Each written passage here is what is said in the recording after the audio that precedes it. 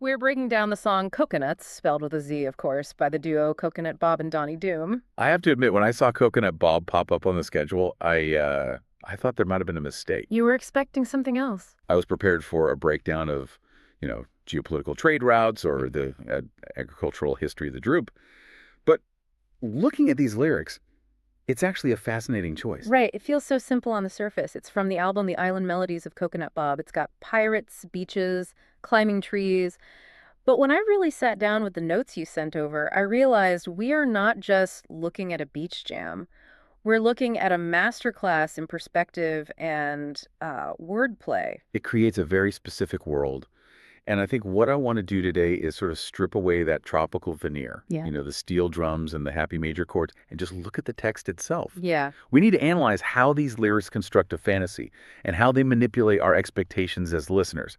Because, and I don't want to spoil anything too early, but there is a structural trick in this song that is genuinely clever. The ending? Oh, we have to talk about the ending. The ending changes everything. It's the classic literary pivot that just recontextualizes every single line that came before it. Yeah. If you aren't paying attention, you'll miss it. But if you catch it, it turns a silly little song into something, well, surprisingly poignant. I honestly felt a little bamboozled by it, but in the best possible way. But before we get to that twist, we have to earn it. We have to walk through the island melodies as they're presented. So let's look at the source material. The track opens with a very, very direct challenge in the first verse. It's almost an ultimatum, really. The lyrics go, "If you want to climb a palm tree, you are coconuts." And there it is. The opening gambit is a pun. It is, but it's effective. Oh, it works. It works because it sets the linguistic rules of this universe immediately. By connecting the fruit, the coconut, with the slang nuts for crazy, the songwriter is telling us, hey, suspend your disbelief. We were playing with language here. Right. But there's also a warning in there. I mean, climbing a palm tree isn't easy. It's a physical feat. It is, and the song immediately follows up with the consequences of failure. This is the line that got stuck in my head for 3 days. If you fall from the top, then you're a coconutz. Now, that is a fantastic example of a neologism. A neologism. What's that? A newly coined word or expression. Uh, I mean, the English language has a word for someone who is clumsy. yeah. Lots. But it doesn't have a specific word for someone whose clumsiness results in falling out of a palm tree. So he just invented one? Coconut Bob invented. Coconutz. It's such efficient packaging, and it rhymes. But there's something about that K sound, too. Coconutz. It just sounds harsh. That's actually a concept in comedy writing and phonetics, the comedy K. Words with hard K sounds like cupcake, kick, klutz. They're perceived as inherently funnier or punchier. Oh, interesting. It adds this percussive element to the lyric. It sort of mimics the impact of hitting the ground. So we have the risk of physical injury established immediately, but in a funny way. Then the verse pivots to the environment. The narrator asks, "If you say hi to the ocean, do you think it will wave back?" I assume you groaned at this one. I mean, come on, it's the quintessential dad joke. Wave back. It is. But if we look past the pun for a second, what is the narrator actually doing? They're personifying the elements. It's often called the pathetic fallacy in literature, attributing human emotion to nature. By asking if the ocean will say hello, the narrator is framing the environment as a friend. It's not a scary, vast ocean. It's a buddy you can wave to. It makes the world feel safe, like a neighborhood. Precisely. It builds this sense of intimacy. But then, and this is where the writing gets really interesting to me, we get a sudden shift in tone with the last line of the verse. Yeah, this part felt different. If you climb a volcano, you'll see lava rocks are black. See? It stops being a joke. There's no pun, no waving oceans, just a statement of geological fact. Why do that? Why kill the vibe with a geology lesson? I don't think it kills the vibe. I think it grounds it. This is a technique called verisimilitude, the appearance of being real. Right. If the whole song is just puns on waving oceans, it feels like a cartoon. But by mentioning the black lava rocks, a specific sensory detail, it reminds you that this place has texture. It has sharp edges. That makes sense. It's like when a fantasy movie puts dirt under the hero's fingernails. It sells the illusion. Exactly. You need the black rocks to appreciate the blue water. Okay, so we've established the setting. Dangerous trees, friendly oceans, sharp rocks. Now we hit the chorus. This is where the narrator tells us what they're into. I like songs about the ocean and songs about the beach. Pretty standard. Establishing the genre constraints. Very meta. But then the specific imagery kicks in. I like songs about pirate ships with sails too tall to reach. Okay, I want to pause on that phrase. Too tall to reach. It's a cool image. Big ships. It is, but think about the perspective it implies. Usually in pirate songs, the narrator is the captain, right? They're mastering the ship. Hoisting the sails. Here, the narrator is an observer. They're small. The sails are too tall. That's true. It's not my ship. It's a ship that is overwhelming in scale. It introduces a sense of awe, or maybe the sublime, that feeling of being small in the face of something massive. It suggests the narrator isn't the one controlling the adventure. They're looking up at it. That's a subtle distinction, but it definitely changes the mood. It feels less like a power fantasy and more like Wonder. wonder is the perfect word. And that wonder carries us right into verse 2, where the adventure really starts. We get sailing ships on the bright blue sea. And then we get the line that I absolutely need to discuss with you. The rhyme scheme paints them into a corner, and they just break out of it in the most spectacular way. You're referring to the drink order, I assume? I am. The lyric is, with a frosty drink in your hand, a dash of esprit, and that's spelled E-S-S-P-R-E-E. Esprit. They needed a rhyme for sea and, spirit doesn't rhyme. Esprit, the French word, sort of rhymes, but maybe that felt too highbrow, so they just spelled it out phonetically. It's certainly bold. This is poetic license at its absolute peak. They took esprit, which means liveliness or wit, and they anglicized the spelling to force the rhyme visually and sonically. But what is a dash of esprit in a drink? Is it a brand name? A flavor. I think in the context of the line, it just acts as a metaphor for energy. You aren't just holding a cold drink, you're holding a drink that has a kick to it, a dash of excitement. It sounds electric. It sounds like something that fizzes. And linguistically, it fits the pattern of the first verse. We had coconutz, now we have esprit. The song is playful with language. It just refuses to use standard dictionary terms when a made-up one sounds more fun. Speaking of fun, the verse moves to the classic treasure hunt. If you find a treasure map where X marks the spot, again, very classic storybook stuff. But the result of finding the treasure, it isn't getting rich. No, not at all. The lyric is, you'll be dancing in the sun, giving it all you've got. Giving it all you've got. I love that phrasing. It's not about skill, it's about intensity.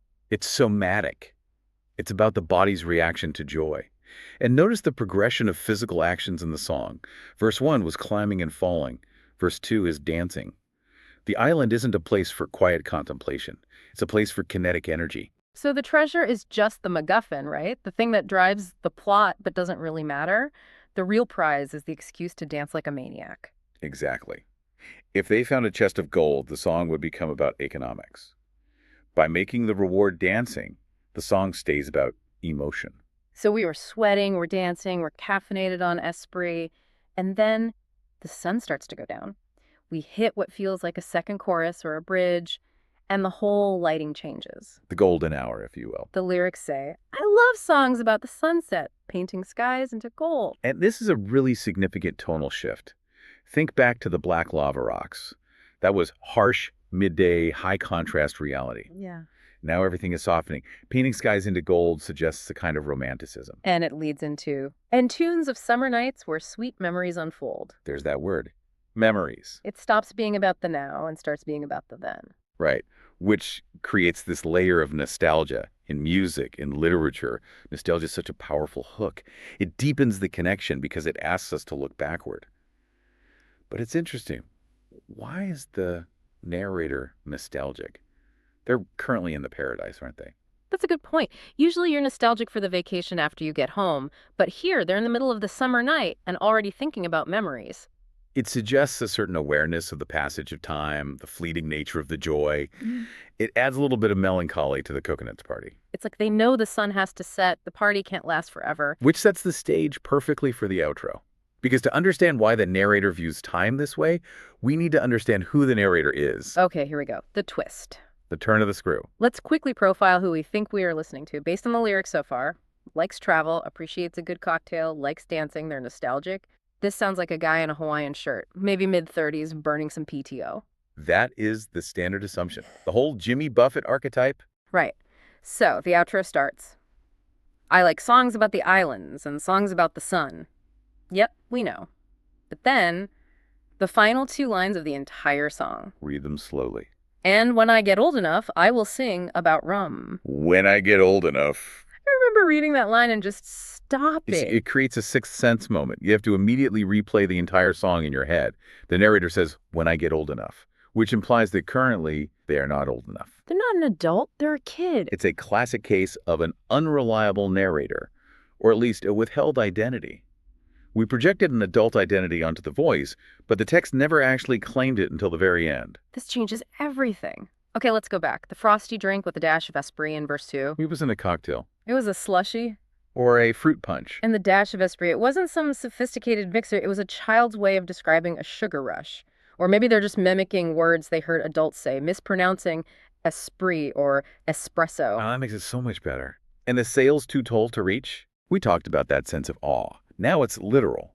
The narrator is physically small. A pirate ship or even a regular boat looks massive to a 10-year-old. And the coconutz thing falling out of a tree. That's not an adult rock climbing accident. That is a kid in the backyard. The stakes are high for them, but in reality, it's just playground stuff. This completely reframes the whole pirate theme, too. The treasure map where X marks the spot. It's likely literal play. Yeah. They aren't finding a metaphor. They're digging a hole in the sand because they're playing pretend. This connects to the whole idea of mimicry in childhood development. Kids learn by role-playing adult scenarios.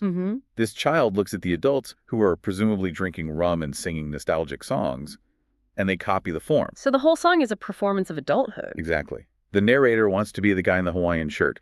They associate adulthood with the liberty to sing about rum. That is so profound and also kind of hilarious. The ultimate badge of honor for this kid is being allowed to sing the drinking song.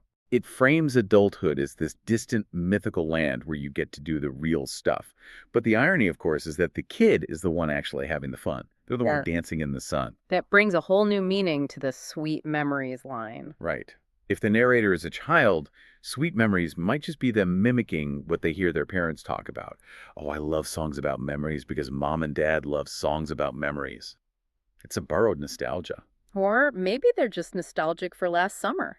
Time moves slower when you're a kid. Last year feels like a decade ago. That's very true. The distance between age 9 and age 10 is an eternity.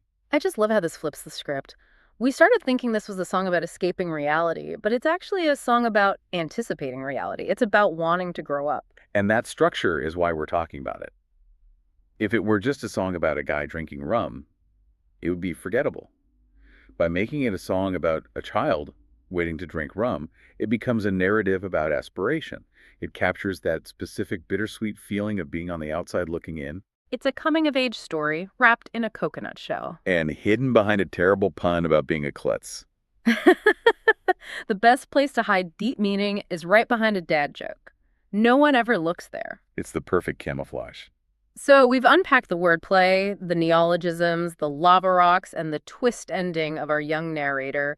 But I want to leave you with a thought, and I'm curious what you think about this. Go for it. The kid in the song thinks that the peak of life is singing about rum. That's the goal. But looking back, isn't the peak actually the part where you're climbing trees and drinking slushies? That is the tragic irony of the human condition, isn't it? The child wants to be the adult because they think the adult is free. The adult wants to be the child because they realize the child was actually the one who was free. We spend our childhood wanting the rum and our adulthood missing the esprit. I think you've just nailed it. We often undervalue the dancing in the sun phase because we're too focused on getting to the serious phase, but the dancing is where all the joy is. So, to everyone listening, next time you hear a simple summer jam, listen a little closer. Is it a party anthem? Or is it a psychological study of mimetic desire and childhood aspiration? Or maybe, sometimes, it is just about coconuts. But it is much more fun to assume the former. I'm sticking with the deep meaning. Coconut Bob is a genius. I will concede. Coconut Bob is deeper than I gave him credit for. Thanks for taking this deep dive with us. Go find your own esprit today. Just be careful climbing those trees. Don't be a coconutz. We'll see you next time.